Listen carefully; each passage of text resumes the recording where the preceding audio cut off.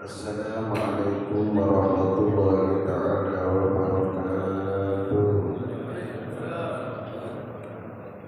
Hadratin Nabi Mustafa Sayyidina Muhammadin sallallahu alaihi wasallam.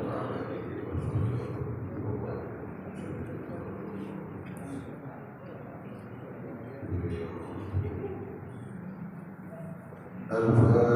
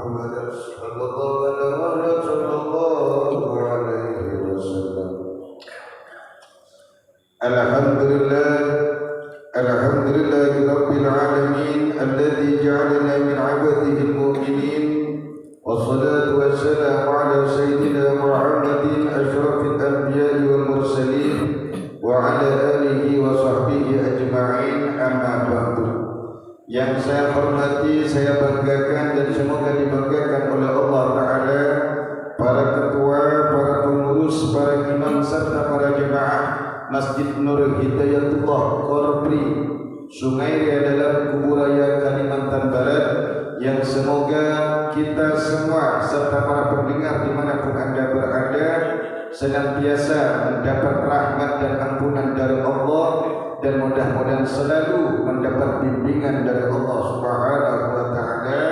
Amin Allahumma amin.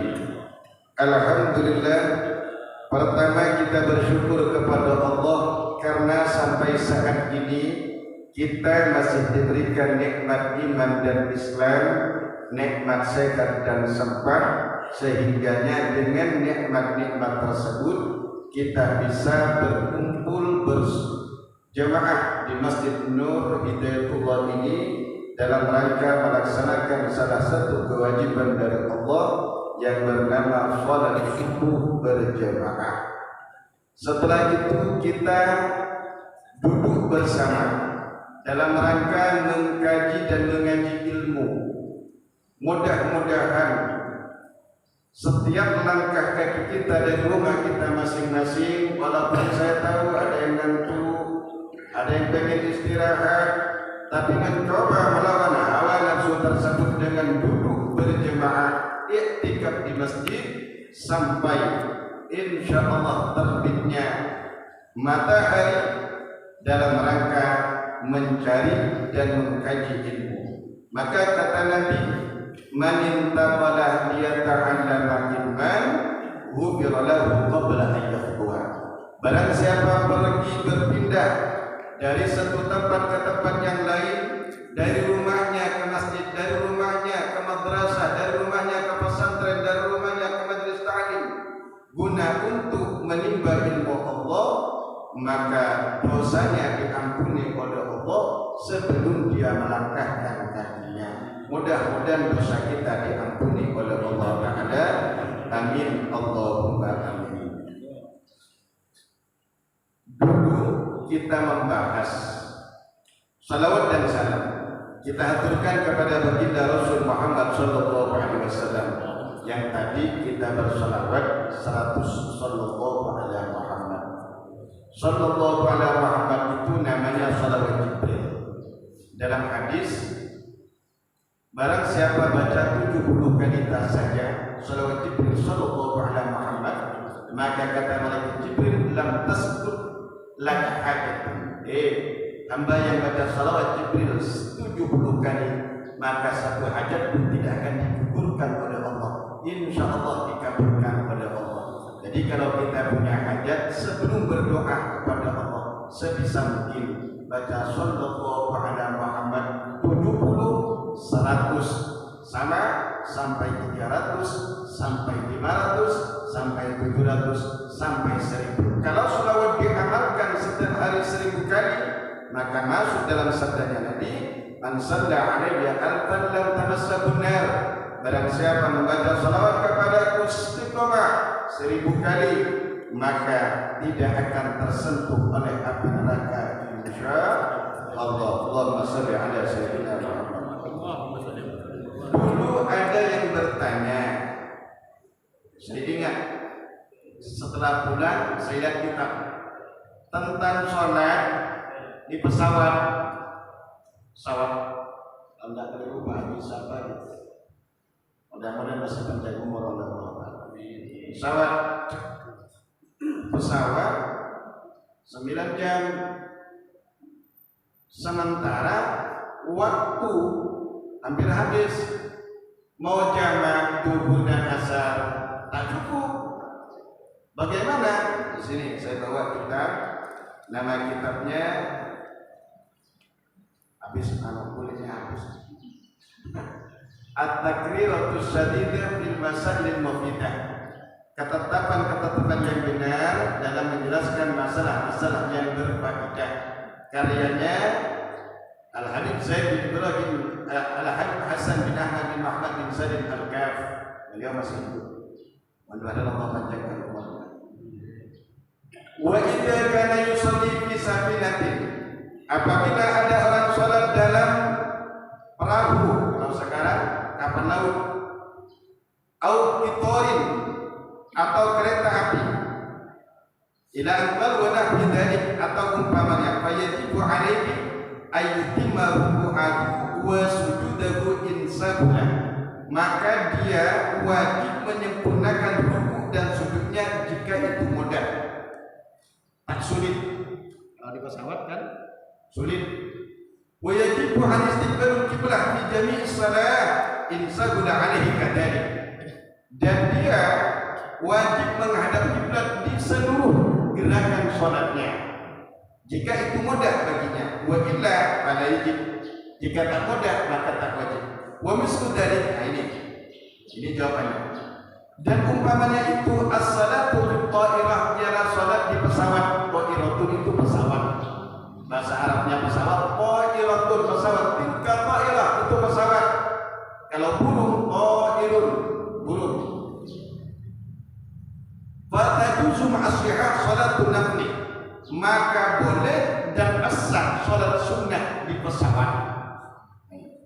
Wa amma salatul fardhi, dan adapun salat wajib, in ta'ayyana alaihi athna ar-rihlah, apabila salat fardu itu sudah datang tiba waktunya di tengah-tengah perjalanan, wa kanat ar-rihlatu tawilatan, sementara perjalanan itu jauh lama, bi allam yastati as-salata qabla su'aidiha, umpamanya dia tak bisa salat sebelum berangkatnya pesawat, awin tilahiha, atau ketika berangkatnya pesawat, au ba'da ubutiha fil waqti, atau setelah turunnya pesawat waktunya kira-kira tak ada, maka walau takdiman atau takdiran, walaupun salat jamaah takdim atau jamaah takhir tak ada, tak bisa, harus di dalam pesawat.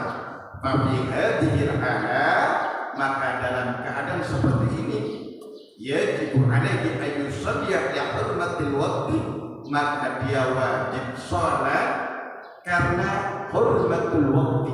Tetap wajib sholatnya, cuma sholatnya karena menghormat waktu sholat. Ma'astiqbalil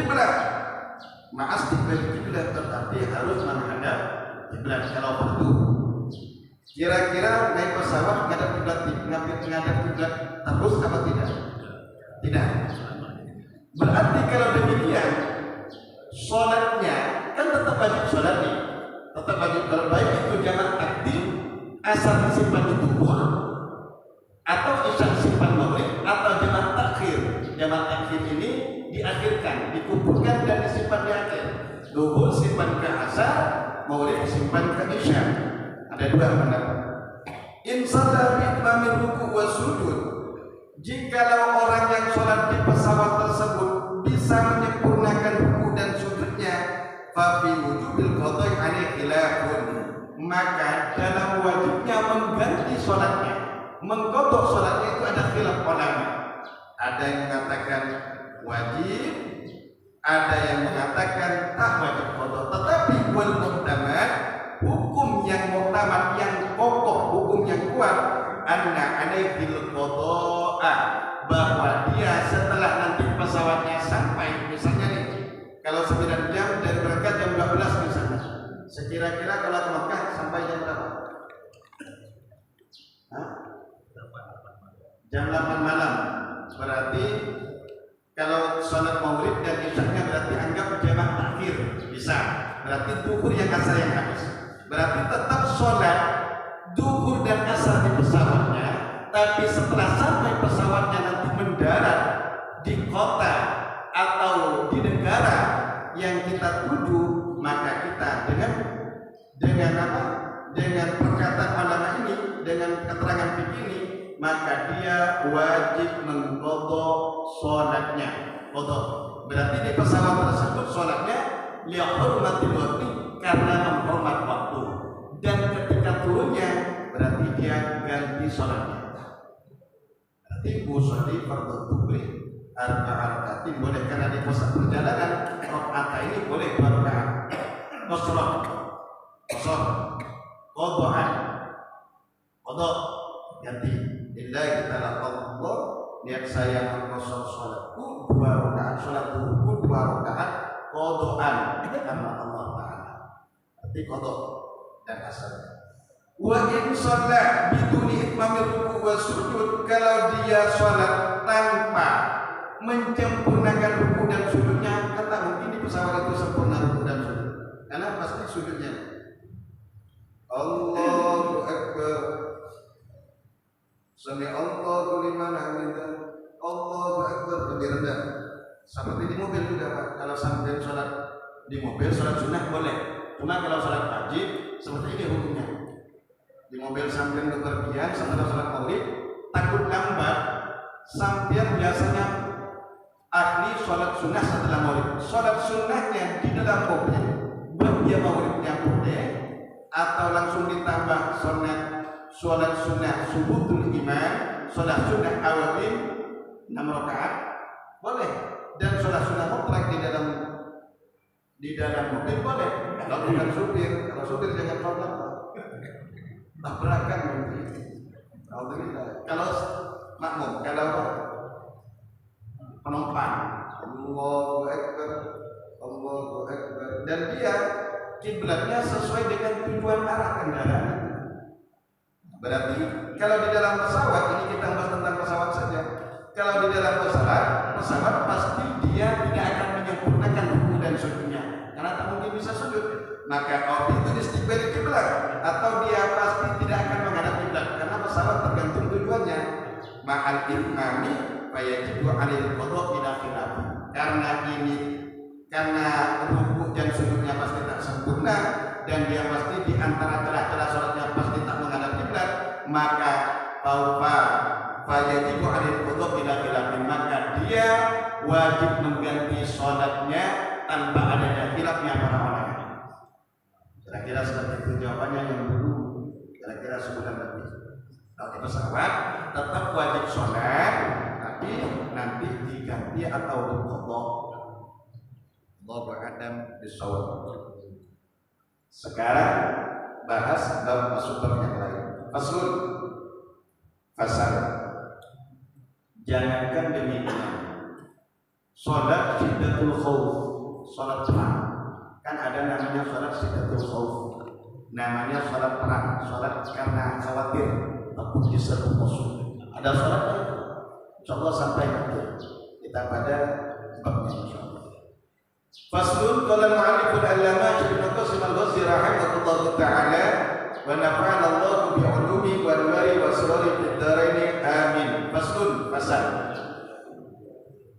Wa syara'atu wujubi shalah, dan syarat-syarat wajibnya, wa syara'atu wujubil jum'ah, masuk bab Jumat. Wa syara'atu wujubil jum'ah, dan syarat-syarat wajibnya Jumat sab'atu asya'a, ialah ada 7. Sebelum saya menjelaskan tentang fikihnya, kita lihat sejarahnya Jumat. Wa awwalu man sammahu Jum'ah, di dalamnya ini namanya syaratnya. Syarat atau di sini hasyiatnya. Di pinggirnya namanya kanisnya, pinggirnya. Pertama kali yang menamakan Jumat itu Jumat Ka'ab bin Lu'ay, adalah sahabat Ka'ab bin Lu'ay.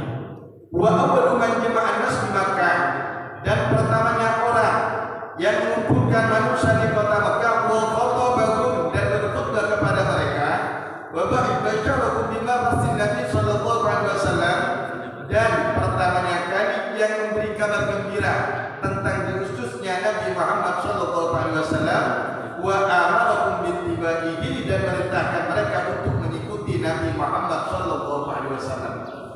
Kemudian wa yusamma aidan yaumul mazid, hari Jumat juga dinamakan yaumul mazid, hari tambahan. Nanti di akhirat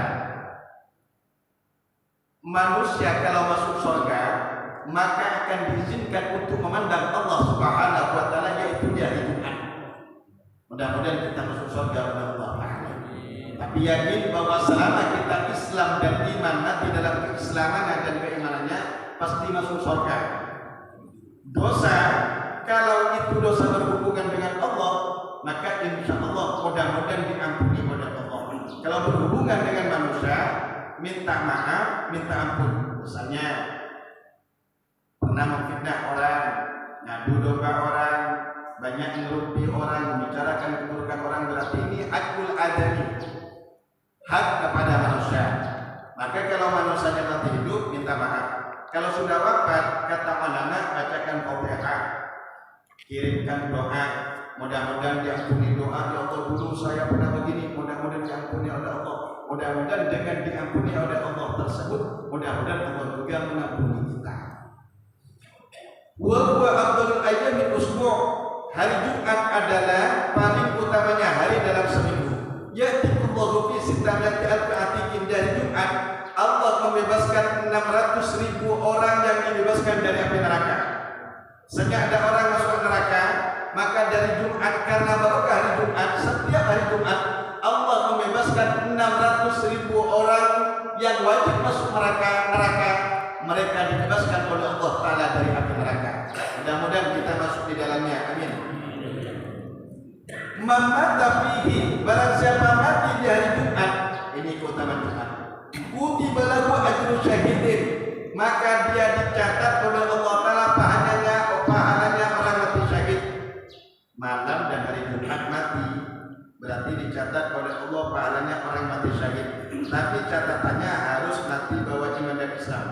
Nah, kalau mati dalam keadaan kekufurannya, kekafirannya, naudzubillah min dzalik, maka bukan mati syahid, harus orang Islam. Wa uqiya fitnatul qabri, dan dia dijaga oleh Allah Ta'ala dari fitnahnya kuburan. Dan Jumat, jangan sampai tidak sholat Jumat 3 kali berturut-turut tanpa ada tutur syariat. Alhamdulillah, kemarin saya menyusun sebuah buku namanya 161 hadis-hadis pemikiran dari kitab Bukhul Hadis. Alhamdulillah, dan dari qadar Allah tahadus bin nikmah. Ini termasuk buku saya yang ke-26. Ada 27 buku al-fakir, dan alhamdulillah termasuk santri alhamdulillah sudah menyusun yang terbit 3 buku, dan yang hampir terbit bulan ini kurang lebih 5 karya buku. Ini teman sang dari cilik, termasuk tadi Ananda Bintang kelas 3 dan Agung yang dulu pernah ceramah gemuk-gemuk. Nah ini 5 buku, 5 ceramah kita jadikan sebuah buku teman sang dai cilik. Kumpulan 10 ceramah agama singkat dan menarik. Insya Allah bulan depan akan berada di toko Menara. Kemudian karya yang kedua dari novel kelas 1 SMP, Imam Impianku, novel Islami. Alhamdulillah. Kemudian yang ketiga, Mutiara Puisi Membuka Hati, kelas 2 SMP. Alhamdulillah, karena SMP kita, SMP Sampean Pondok Pesantren yang juga Sampean ikut serta membangunnya. Mudah-mudahan jadi amal bujiri Sampean semua. Nah, SMP sudah terdaftar dinas pendidikan, insya Allah tahun depan SMK, karena sudah sekarang sedang diurus di dinas pendidikan. Jadi tahun depan ajaran baru kita menerima yang pulang pergi. Jadi walaupun tak pondok dia bisa sekolah di pondok di SMP dan SMK kita, insya Allah ekstranya pelajaran tambahannya termasuk tahfiz Quran, dai cilik, walaupun SMP dan SMK, kemudian baca kitab kuning ala bahasa Indonesia dan penulisan buku-buku Islam. Kami garap setiap bulan minimal 5 karya santri yang diterbitkan setiap bulan, minimal 5 atau 10 setiap bulan. Insya Allah diterbitkan di kantor santri berkarya pondok yang panjenengan juga ikut membangunnya. Mudah-mudahan jadi berjaya panjenengan semua. Dan informasi bahwa sekarang alhamdulillah dalam tahap pengerjakan untuk SMP-nya, mudah-mudahan sebelum Ramadan lantai pertama sudah selesai oleh Allah Ta'ala. Dalam kitab ini menjelaskan hadisnya Nabi, man taraka thalathata jumu'atin min ghairi udhrin, barang siapa meninggalkan sholat Jumat 3 kali berturut-turut tanpa ada hukum syariat, kutiba minal munafiqin, maka dia dicatat oleh Allah Ta'ala dari golongan orang-orang munafik. Nauzubillah min dzalik. Jadi kalau tidak ada udzur syariat Jumat, di mana saja Jumat, kecuali udzur syariat itu apa saja? Musafir, kemudian sakit parah, sekiranya kalau Jumat menyusahkan orang atau satu kata sholat di rumahnya saja, itu termasuk udzur syariat. Wa syaratu wujubil Jumat, adapun syarat-syarat wajibnya Jumat sabatu aja, ialah ada 7. Islam, 1 Islam, wal bulughu 2 balik, wal aqlu dan 3 punya akal, wal hurriyatu dan 4 merdeka, wal dhukuriyatu dan 5 laki-laki, wasihatu 6 sehat, wal istitono 7 dia berumah-rumah, istiton tinggal di rumahnya masing-masing. Jadi orang yang gila tak wajib sholat Jumat. Orang tak balik tak wajib, cuma sah bagi mereka. Misalnya anak kita tak balik, tak wajib sholat Jumat, cuma andai kata mereka ikut sholat tak apa-apa. Jadi pelajaran pendidikan bagi mereka. Wal aklu punya akal, orang gila tak wajib. Hurriyah merdeka, hamba sahaya tak wajib. Wal dhukuriyatu laki-laki, perempuan bajil tak wajib, cuma sah bagi mereka, sah. Andai kata ada perempuan sholat Jumat dan kebetulan ada perempuan kebiasaan masyarakat, perempuan juga ikut sholat Jumat, maka sah sholat Jumat bagi mereka dan dia tidak harus sholat zuhur lagi, karena sholat Jumatnya dianggap sah tapi tak wajib bagi mereka. Kalau di pesantren-pesantren biasanya ini santri-santri putri sebagai pesantren juga ikut sholat Jumat. Wa syara'tu sihhati fiha. Adapun syarat sahnya melakukan Jumat salah satu ada 3. 1. Antakuna baladu misran kanat aw qaryatan. Kampung atau tempat yang diadakan sholat Jumat itu berupa kota ataupun perkampungan seperti kita. Ini namanya Kopri, ada masjidnya sholat Jumat. Sana lagi namanya Paret Tanggo. Sini Paret apa? Paret Kopri, sana namanya Paret Tanggo, ada masjidnya sholat Jumat. Masuk ke dalam lagi karena penuh, ada lagi masjid namanya Sri Kandi, masjid komplek. Kemudian penuh juga sholat Jumat, masuk ke sana lagi. Kalau di kota ini tak menjadi masalah, Pak. Kalau di kampung-kampung Pak, mau dirikan masjid di depan dulu. Karena di kampung-kampung kurang syarat. Misalnya di sini ada masjid, di sana ada masjid, di sini mau bikin masjid, coba dulu kalau kurang syarat. Karena syaratnya harus lebih, harus 40. Itu Imam Syafi'i harus 40. Saya terangkan di sini ada perbedaan ulama. Kalau Imam Syafi'i harus 40, kurang lebih 40 tak sah. Madhab Syafi'iyah. Kalau Imam Hanafi 3-4 boleh. 3-4, makanya biasanya ada orang kerja mendirikan tenda di hutan-hutan tentara biasanya. Maka merekanya sholat Jumat. Kalau kurang 40 berarti ikut madhab Hanafi, sholat Jumat. Kemudian ayyakuna arba'ina min al-jum'ah, ayyakuna al-'adatu fi jama'ati jum'ah arba'ina rajulan min al-jum'ah. Yang kedua, syarat sahnya mendirikan Jumat hitungannya dalam jemaah Jumatnya 40 orang laki-laki dari orang yang wajib salat Jumat. Misalnya 40, tapi yang 10 orang anak kecil semua, maka Syafi'i tak sah. Berarti tetap salat Jumat, tapi nanti salat zuhur, namanya salat mu'adzah. Salat apa? Mu'adzah. Jumatnya tetap salat, tapi nanti mu'adzah diulang salat zuhur.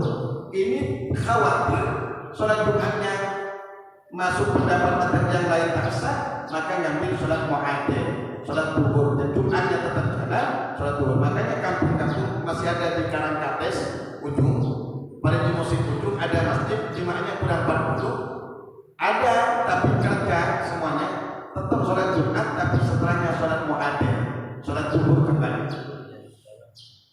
Dan itu ada keterangannya dalam fikih-fikih, termasuk Safinah Sulam ada.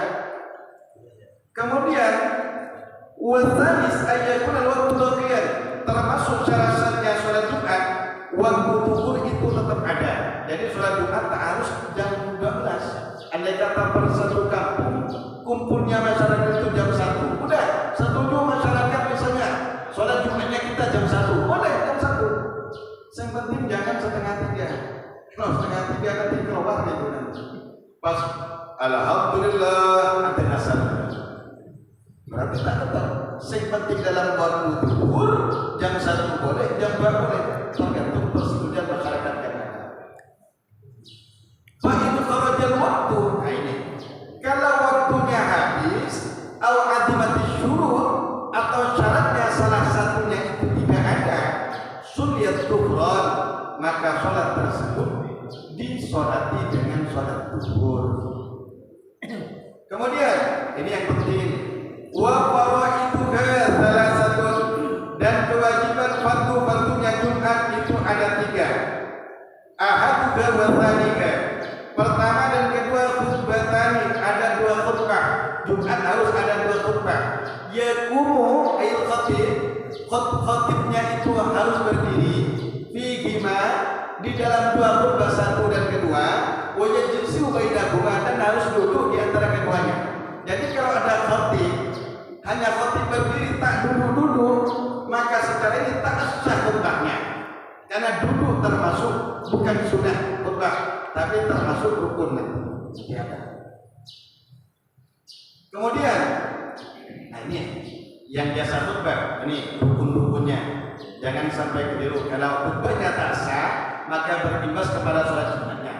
Wa arkanul khutbataini, dan ada pun rukun-rukun khutbah. Khamsatun, ialah ada 5. Rukun khutbah ada berapa? 5. Ingat. Hamdulillah ta'ala, 1 harus ada pujian ke Allah Ta'ala. Dan ini di rakaat pertama, rakaat kedua. Alhamdulillah.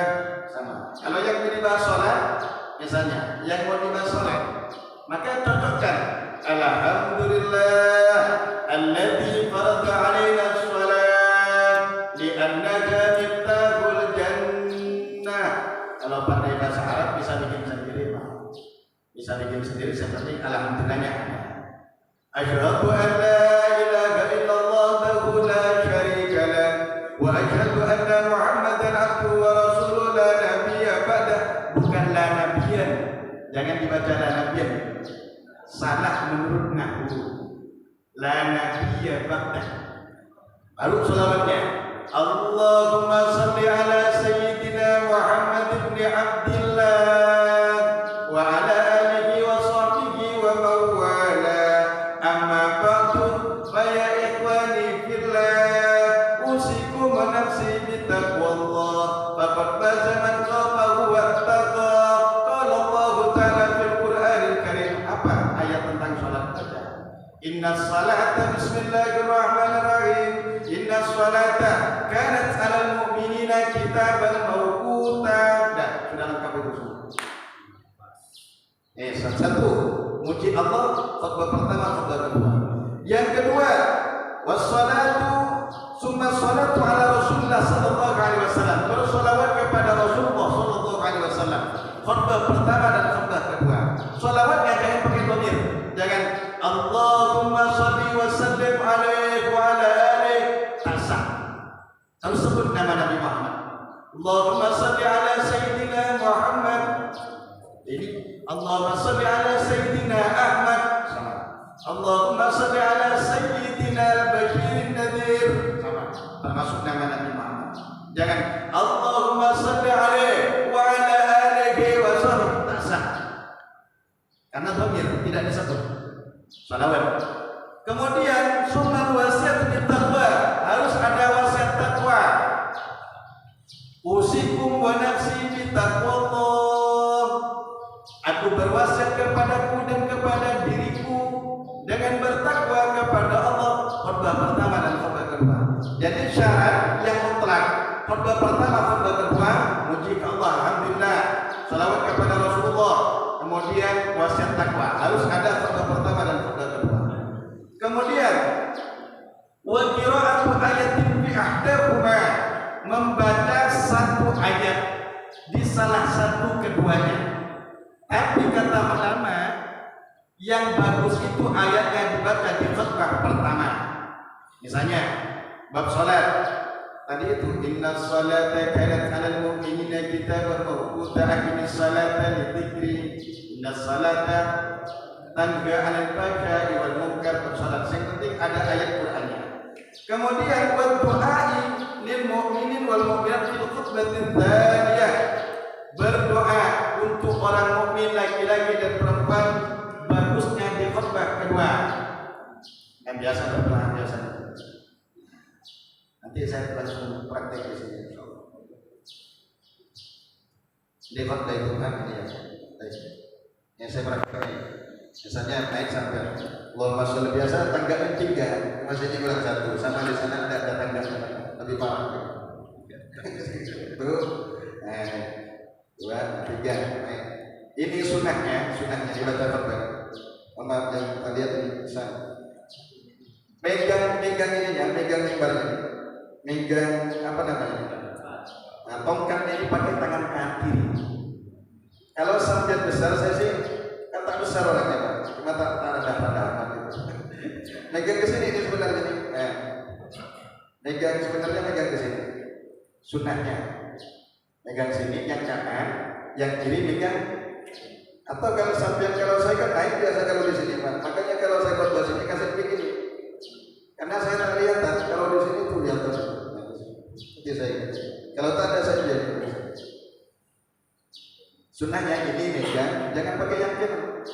Pakai yang kiri, ini saya. Pakai tangan kiri. Satunya megang. Kemudian tak boleh kita makruh. Walaupun hebat, kita makruh. Bukan sunnah. Jangan pakai tangan. Dan khutbah nyarikan. Tak usah terlalu panjang. Makruh. Di antara tanda-tanda orang tak ngerti fikih, khutbahnya panjang, sholatnya pendek. Tuh. Jadi karena kalau panjang banget, apalagi ada kadang, mudah-mudahan di sini tak ada, khutbah kedua juga diartikan. Dan kadang khutbah kedua itu disambung dengan khutbah pertama, tak sah khutbahnya. Misalnya khutbah kedua, biasanya ada di Ramadan. Dulu saya pernah ketemu satu kali, bukan di sini, cuma di satu masjid. Khutbah kedua langsung dia bangun, sebagaimana langsung tidak ada alhamdulillahnya lagi, maka khutbahnya tak sah. Harus diawali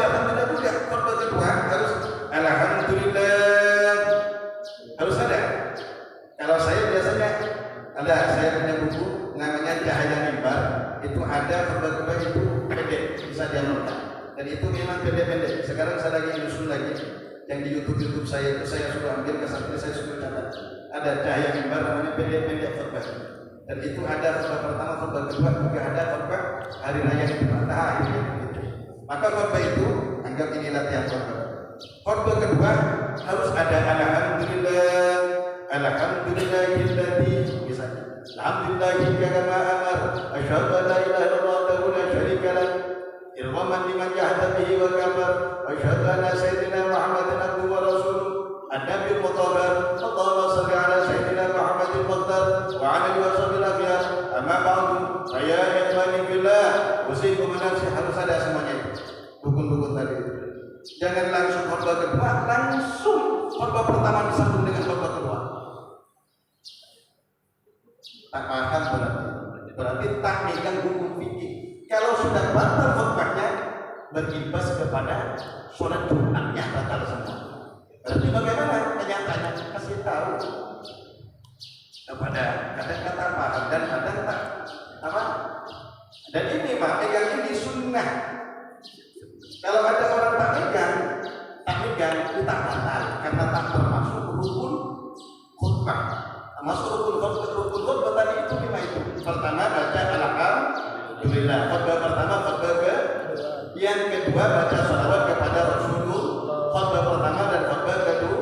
Yang ketiga wasiat takwa. Khutbah pertama dan khutbah kedua. Yang keempat baca 1 ayat daripada Quran. Baik surah, terserah sampai. Satu kalau pendek surah. Qul a'udzu birabbin nas, malikin nas. Di khutbah pertama bagusnya. Kemudian yang kedua berdoa kepada orang Islam. Mukminin mukminat di khutbah kedua. Baru doanya tidak disunahkan angkat tangan. Bagi khutbah tak disunahkan angkat tangan. Tak disunahkan walaupun khutbahnya khutbah. Kita jangan makruh itu dalam fikihnya.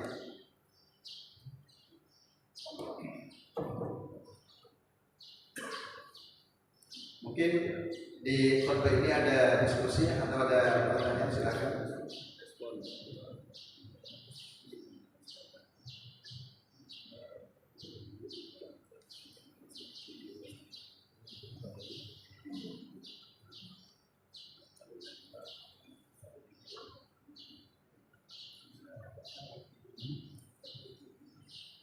Ada pertanyaan, silakan. Silakan.